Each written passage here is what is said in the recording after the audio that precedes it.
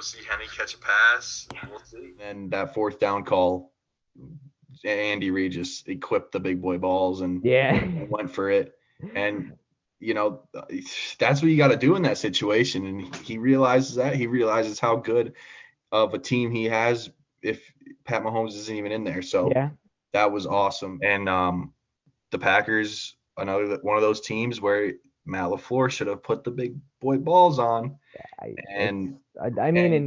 It all goes back to Jordan Love, man. I hate to be a conspiracy theorist, but I think in a funny way, drafting him early last year, it lit a fire under Rodgers, which produced what I assume will be an MVP caliber season.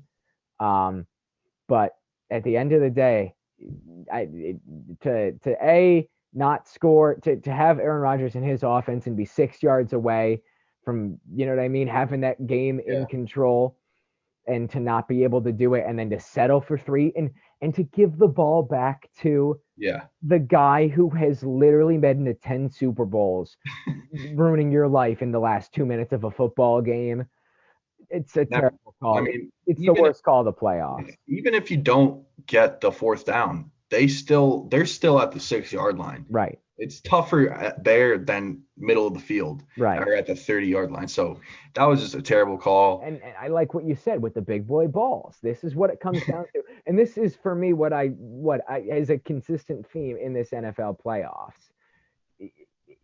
When you go up against the Bucks, you go up against the Chiefs, you go up against the Bills, you gotta realize that team walks away with 7 more often than it doesn't. Yeah. And so you got to play their game.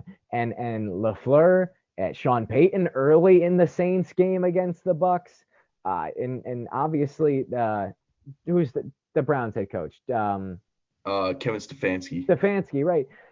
Just a little too much fear, a little too much trepidation going for 3. You got to go for 7. And even if you don't get it every time, so what? It's bad field position for the other team to go on. 3 points doesn't mean a hell of a lot of anything in an NFL playoff game these days. So, yeah, Andy Reid to do that on fourth down, it just goes to show you he believes, and not a lot of coaches believe in their team.